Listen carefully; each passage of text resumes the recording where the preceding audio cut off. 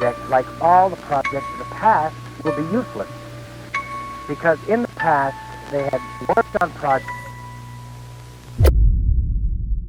Às vezes eu tô jogando no meu quarto e começo a ver que muitas coisas que estão acontecendo no jogo aconteceriam facilmente na vida real. E sendo sincero, eu acho que a realidade muitas vezes consegue ser mais absurda do que a própria ficção. Até porque muitos filmes e jogos são baseados em fatos reais. Nesse vídeo aqui eu não vou dar nenhum spoiler dos jogos, eu vou tentar me aprofundar basicamente nas histórias que serviram de inspiração pra eles. Caso você seja extremamente sensível, eu não te aconselho a ver o vídeo. Eu não vou falar nada muito pesado, eu vou me filtrar o máximo possível, até porque eu não quero que o vídeo caia. Mas às vezes isso pode afetar alguma pessoa de alguma forma. Então bora começar. 4 jogos de terror inspirados em histórias reais.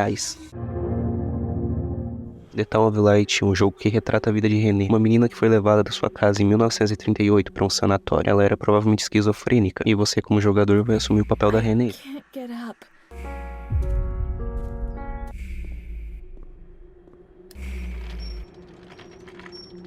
A história inteira vai ser contada através da narração da Renée, que não é nem um pouco confiável. Ela nitidamente não tá bem enquanto fala e boa parte da história vai se passar por flashbacks. Toda a história do jogo se passa no Hospital Psiquiátrico de Volterra, sanatório fundado em 1888 no alto de uma montanha, que foi fechado em 1978. E logo no início da criação do manicômio eles ainda tinham algumas preocupações em realmente buscar pacientes que tinham algum indício de doença mental. Mas ao longo dos anos o sanatório trocou de gestão muitas vezes, e em uma dessas trocas, mais especificamente durante os anos 50, houve uma nova espécie de política de internação, que resultou na superlotação do manicômio. A superlotação era um problema bem sério, tiveram muitas admissões forçadas naquela época. E não importava a tua idade, você podia ter 7 anos ou 70, se você por algum acaso tivesse um sinal de depressão, de esquizofrenia, ansiedade, ou se alguém simplesmente te acusasse por algum tipo de transgressão moral, você provavelmente iria pra lá. Se tu tivesse bêbado na rua e ficasse falando bosta pra um monte de aleatório, era possível que tu fosse internado como alcoólatra. E dentro do manicômio tinham vários pacientes recebendo tratamentos brutais, terapia de eletrochoque, aplicação de insulina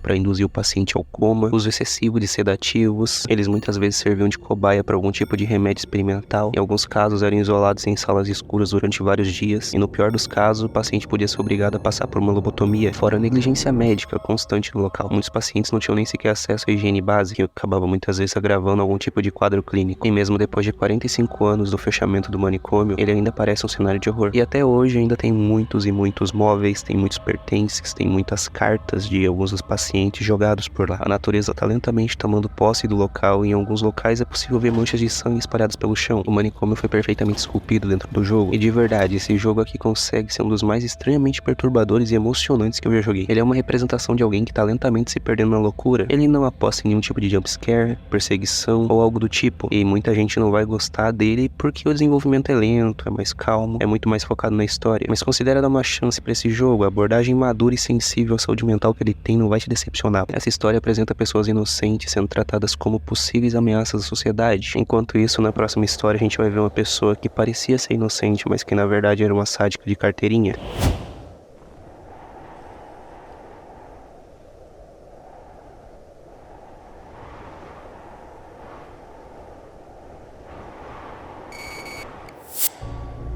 Tentando resumir ao máximo e sem entrar nas teorias do jogo, Granny é a continuação de Slendrina. Depois da morte de toda sua família, a Granny decide que nunca mais quer ter contato humano, tanto que esse é o motivo que levou ela a se isolar em uma cabana no meio da floresta. Suas últimas vítimas não conseguiram fugir e não tem resquício delas. A única coisa que você pode encontrar no jogo são alguns ossos, então a gente consegue supor que ela é uma canibal. Em uma noite, o protagonista tá andando de carro em um bosque, e do nada o carro quebra. Ele desce do carro e vai em busca de ajuda, mas ele se depara com a Granny, um espírito que simplesmente deu uma paulada na cabeça dele com um taco de beisebol, e que depois levou ele pra cabana no meio do mato. Quando o protagonista acorda, ele tá deitado em uma cama e o seu objetivo é simplesmente fugir dali. A história de Granny e a sua cabana no meio da floresta se assemelha muito a um caso que aconteceu na Rússia, protagonizado por Tamara Samsonova, uma serial killer russa que matava e cozinhava a carne das suas vítimas, inclusive relatando tudo isso em um diário. A gente pode dizer que a vida dela nunca foi muito normal. Ela fez o fundamental, terminou o ensino médio e ingressou na faculdade de Moscou. Na faculdade, alguns colegas alegaram que ela já era bem transtornada. Inclusive, ela já tinha sido internada 3 vezes devido a uma suposta esquizofrenia. Depois de se formar, ela se mudou para São Petersburgo. Nessa cidade, ela conheceu Alexei Samsonova, com quem pouco tempo depois se casou. Em 1971, os dois foram morar juntos. E até aqui, ela parece uma pessoa um pouco normal, pelo menos. Só que as coisas começam a ficar estranhas depois do desaparecimento de Alexei, o seu marido, no ano de 2000. A partir daqui, Tamara começou a ficar bem estranha. Muitas pessoas acreditavam que ela matou ele e depois se livrou do corpo. Depois do desaparecimento do marido dela, Tamara disse que não conseguia mais trabalhar e acabou alugando um quarto da sua casa em troca de dinheiro. Toda vez vizinhança relatou os comportamentos estranhos da Tamara, dizendo que ela estava constantemente agitada e que a Tamara acreditava que sempre que ela saía de casa, um invasor arrombava a janela e bagunçava tudo que tinha na casa dela, picotando algumas das suas roupas e levando alguns dos seus pertences. E quando algum vizinho dizia para ela chamar a polícia, a Tamara só desconversava. Ela já era considerada uma figura bem excêntrica dentro do bairro. Ao longo dos anos, ela parecia mais controlada. Em 2015, ela conseguiu até fazer uma amiga chamada Valentina Ulanov. A Valentina já era uma senhora de idade, com quase 80 anos, e ela já precisava de alguém para ajudar ela com algumas das suas tarefas domésticas. Em um dia, o prédio da Tamara precisou passar por algumas obras, e os moradores tinham que se retirar do local por algum tempo. E a Tamara fez uma proposta para Valentina. Ela ajudaria a Valentina com seus serviços domésticos e em troca receberia um quarto para dormir durante algum tempo. E a Valentina aceitou. Ela iria unir o útil ao agradável. No início, a relação delas era muito boa, só que depois de alguns dias, uma vizinha viu que a Valentina tinha sumido.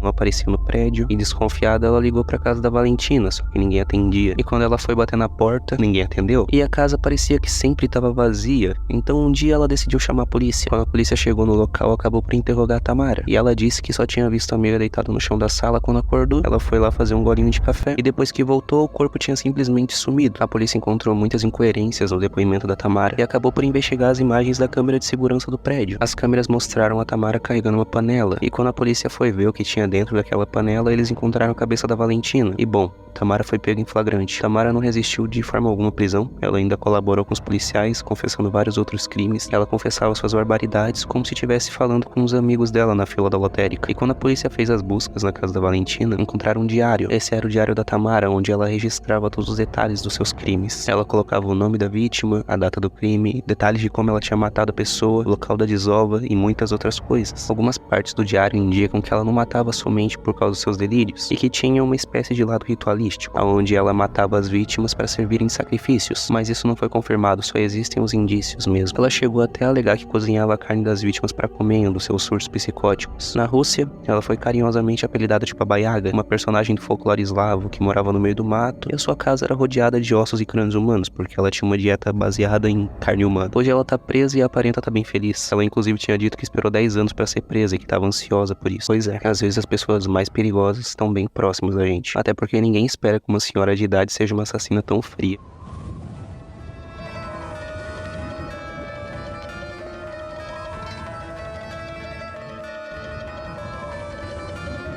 Nesse tópico eu acho que não preciso nem falar da história do jogo, todo mundo deve conhecer um pouco. Mas caso tu nunca tenha ouvido falar dele antes, eu vou te dar um resumo do que importa pra esse vídeo. Ele se passa em uma cidade chamada Silent Hill, uma cidadezinha conhecida por ser bem calma, e toda a história gira em torno de um pai procurando sua filha que se perdeu em Silent Hill. Mas a gente vai focar só na cidade. Silent Hill é uma cidade que tem um pouquinho mais de 30 mil habitantes, localizada na Nova Inglaterra. É uma cidade que tem um ar bem misterioso e pouquíssima diversidade econômica, dependendo basicamente do turismo e da agricultura para se desenvolver. Mas enquanto você joga é bem difícil saber o porquê dela ser um ponto turístico devido a essa neblina, que impede que você enxergue mais do que alguns poucos metros à sua frente. E acredite se quiser, existe uma cidade fantasma em que o subsolo queima constantemente, e essa cidade era encoberta por uma fumaça 24 horas por dia, mas pode relaxar que não tem nenhum culto sombrio acontecendo em Centralia, localizada na Pensilvânia. Centralia, como praticamente todas as outras cidades dos Estados Unidos, surgiu como um vilarejo, mas o que diferenciava Centralia das outras cidadezinhas locais era a abundância de carvão no seu território. E quando a extração do carvão começou a ser feita por lá, foi questão de tempo até a cidade começar a se desenvolver e crescer. O carvão já era uma parte crucial da economia local, junto de outras atividades menores como a agricultura. Mas em 1962, aquilo que foi uma bênção para a cidade acabou se tornando uma maldição. A população estava crescendo e a prefeitura de Centralia queimava o lixo da cidade com certa frequência. Eles contratavam uma equipe de controle de incêndios para limpar o aterro da cidade. E essa equipe já tinha sido contratada várias outras vezes, e eles sempre fizeram um bom serviço. Mas agora a cidade estava se preparando para uma festa e a prefeitura queria dar uma boa impressão para os turistas. Então, eles fizeram uma baita limpeza na cidade ao ponto de lotar o aterro, e o fedor desse aterro já estava insuportável. A solução que eles encontraram para resolver esse problema foi queimar o lixo de novo. A prefeitura foi lá e contratou uma equipe de moradores da cidade mesmo para fazer uma vistoria no terreno desse aterro, para ver se tinha algum buraco no chão que pudesse levar a algum tipo de mina de carvão ou algo assim. E caso a equipe encontrasse algum desses buracos, eles deviam selar ele com algum tipo de material que não fosse inflamável. A equipe de vistoria aprovou tudo e agora os bombeiros podiam queimar o lixo. Eles amontoavam o lixo, ateavam fogo e depois apagavam com água. E isso sempre funcionou muito bem, só que dessa vez o fogo não se extinguiu completamente. Ele seguiu queimando em direção ao subsolo através de alguns buracos que a equipe de vistoria não lacrou. E assim o fogo chegou até uma mina de carvão, ou seja, agora o fogo iria ter muito combustível para queimar durante muito tempo. Houveram algumas tentativas de apagar o fogo. Inicialmente o fogo podia ter sido extinguido com bastante facilidade, simplesmente escavando a zona afetada. Parece que um engenheiro de Minas da época se ofereceu para apagar o fogo, mas a prefeitura recusou. Mais tarde, um mineiro do povoado também se ofereceu, e por um preço ainda menor. Ele queria simplesmente uma quantidade simbólica de dinheiro e o carvão que ele conseguisse recuperar das áreas afetadas com pagamento. Só que nessa altura, o incêndio já era um assunto estatal, e a burocracia absurda impedia que as soluções pudessem ser alcançadas de uma forma rápida. À medida que o tempo passava, o fogo se estendia, e a possível solução ficava mais complicada e mais cara. E à medida que o tempo passava, mais fumaça ia se levantando e se acumulando ao redor da cidade. O fogo já estava se espalhando no subsolo da cidade há muito tempo, e isso já estava causando problemas para a cidade. No posto de gasolina da cidade, o proprietário alegou que a gasolina estava chegando a 75 graus. Em alguns pontos da cidade, a fumaça era tanta que chegava a ser sufocante, e ao longo dos anos, o terreno da cidade começou a ficar suscetível a rachaduras. O chão cedeu em diversos lugares devido ao constante incêndio subterrâneo, ao ponto de uma das avenidas da cidade até desabarem. Hoje é bem perigoso morar lá, devido ao risco do chão desabar, e principalmente por causa da quantidade enorme de monóxido de carbono emitida pela queima de carvão ao longo de 60 anos. E não é como se a cidade tivesse sido abandonada da noite pro dia. Levaram muitos anos para os moradores realmente aceitarem que precisavam sair da cidade. Houve um censo na cidade em que os moradores podiam votar a favor ou contra do desalojamento voluntário da população. Cerca de 1000 moradores se mudaram para outras cidades mais próximas, só que 63 moradores não queriam abandonar suas casas. Primeiro porque acreditavam que a fumaça não era um perigo tão grande assim, e segundo porque eles achavam que esse desalojamento era um complô do governo e que as suas terras seriam vendidas a preço de banana para os mineiros da época. As evacuações começaram nos anos 80 e demorou muitos anos para a população começar a ser indenizada por conta dos prejuízos de saúde, materiais e por aí vai. Muitos se mudaram para outras regiões depois de receberem as indenizações, mas a cidade ainda não foi completamente abandonada. Ainda tem 4 moradores residindo em Centralia. Ninguém esperaria ver uma cidade crescer tanto e cair tão rapidamente. Para você ter ideia, hoje o cemitério está mais populoso do que a cidade.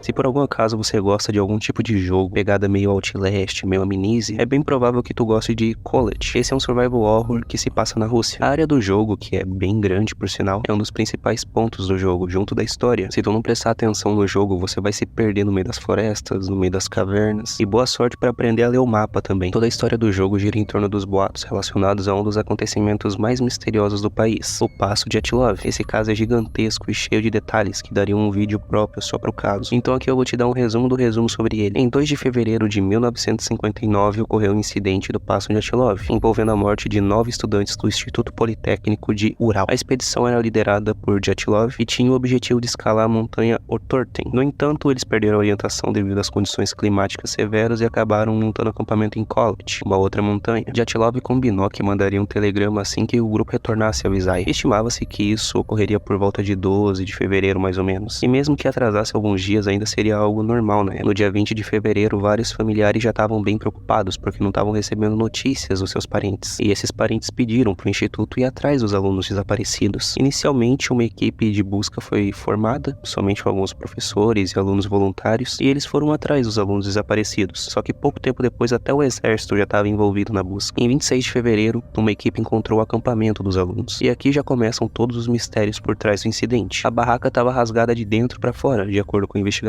E todos os pertences do jovem estavam abandonados lá dentro, incluindo itens essenciais para encarar o inverno, como blusa de frio, bota, meia, luva e por aí vai. E eles estavam tão desnorteados que acabaram correndo na direção oposta a um ponto de apoio que eles tinham criado ali perto. As equipes de buscas levaram vários meses para conseguirem encontrar todos os cadáveres e as condições dos corpos eram extremamente estranhas. 3 deles tinham sofrido fraturas mortais e outro deles tinha sofrido uma fratura não letal. 2 deles tinham algumas fraturas por todo o tórax e os outros 2 tinham traumatismos cranianos. Um deles com ferimento bem grave e o outro com ferimento não tão grave assim. Nenhum dos corpos apresentavam ferimentos ou algum tipo de marca externa. Um médico fez a autópsia dos corpos e constatou que alguns deles tinham sofrido um impacto absurdo e que ele não entendia por que não tinham marcas na pele deles. Tanto que em um momento ele até disse que aquilo não podia ter sido feito por um ser humano. Tinham 3 cadáveres sem olhos e um deles era de uma das moças que estavam na expedição, que teve os olhos e também a língua arrancados. De acordo com os legistas, isso teria acontecido enquanto todos eles ainda estavam vivos. E um dos pontos pontos mais curiosos é que alguns dos corpos estavam com a pele alaranjada e as suas roupas apresentavam índices de radiação bem altos. Embora eu não duvide que a pele alaranjada seja só umas queimaduras de frio mesmo. Enfim, nada nesse caso é certeza, tudo gira em torno de algum tipo de especulação. E existem muitas teorias sobre o caso. Alguns dizem que o povo Mansi se revoltou com os alpinistas após eles invadirem as terras da tribo, mas isso foi descartado após as autópsias dos corpos. Inclusive, acho interessante comentar que a tribo tem um dialeto local que na tradução fica algo do tipo, não vai pra lá. Mas isso é só uma curiosidade mesmo, não tem nada a ver com o caso. O exército apertou o povo Mansi, interrogou boa parte dos homens da tribo e as mulheres também, até porque eles achavam que a tribo tinha sido responsável pelas mortes dos alunos, mas nada foi provado e o povo Mansi até hoje é bem isolado em relação ao resto da Rússia. Outras teorias giram em torno de uma foto que supostamente estaria em uma das mochilas dos estudantes. No caso, essa foto mostra algo que se parece muito com o Yeti, mas essa foto já foi comprovada falsa. Outros acreditam que foram feitos testes nucleares naquela área, mas a vegetação do local não foi nem um pouco afetada por nenhum tipo de explosão ou impacto, então seria bem estranho só os alunos terem sentido isso. Outros acham que eles fugiram de uma avalanche, mas a barraca estava intacta, o que acaba, de certa forma, anulando isso. Tem um grupo de pessoas que acreditam com muita veemência que os mochileiros foram abduzidos por extraterrestres, e quem sou eu pra duvidar deles, né? Enfim, deixa aí a tua teoria nos comentários, bora ver a gurizada teorizando. Enfim, cola-te, explora todos esses mistérios e cria sua própria narrativa. É um jogo bem interessante, eu te aconselho a dar uma chance pra ele, com certeza vai valer o preço, até porque eu, pelo menos, demorei bastante pra conseguir chegar no fim dele, mas talvez seja porque eu sou burro também. Enfim, em última análise, esses jogos aí convidam a gente pra refletir um pouco sobre a complexidade da realidade e também a capacidade de alguns eventos reais inspirarem narrativas de terror. Me conta o que tu achou do vídeo, não esquece do like, do compartilhamento e tudo mais aí, você sabe que o YouTube gosta. Se cuida, fica com Deus e um abraço. Tchau, tchau.